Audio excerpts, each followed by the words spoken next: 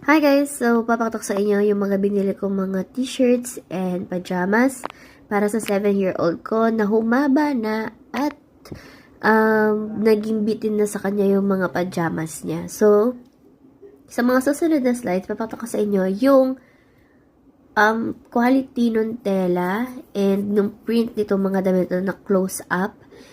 Parang scrutinize natin kung maganda ba o hindi. So, ito, nung una, nung nakita ko, akala ko, tong K-pop Demon Hunters na to, ang tela niya ay yung parang jersey.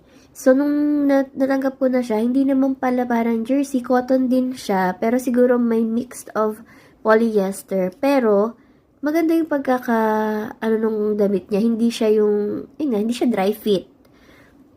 Maganda yung print, nakatikit maigi, vibrant, ganyan. Parang feel ko hindi naman siya agad-agad mabubura kapag nalabahan. Ayun, maganda naman siya, nagandahan ako, okay siya okay yung quality sa presyo.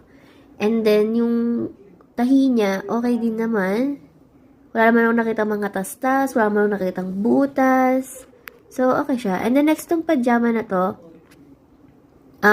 parang combination din siya ng cotton and polyester. So, hindi siya yung makapal, pero, feel ko maginhawa siya isuot. Tsaka, pag nalabahan mo pa to, mas, parang the more you use it, the more nalalambot siya. Ganun yung type of tela niya.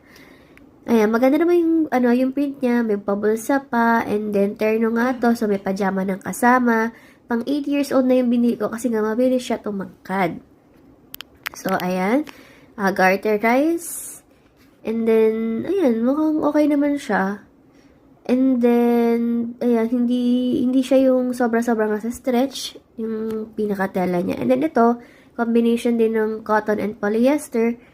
Maganda naman yung collar niya, manipis, hindi katulad ng mga ibang t-shirt na may makapal yung collar. Ito, manipis lang siya.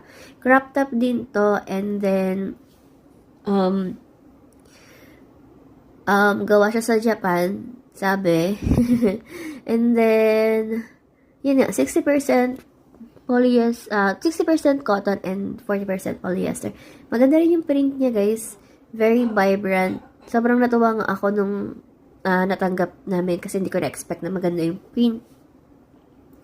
At mura lang din naman yung presyo kasi nito. So, ayun. Maganda siya, crop top. At yung pinaka-print niya ay kumbaga nakadikit maigi dun sa t-shirt. Meron ding white version ako na binili.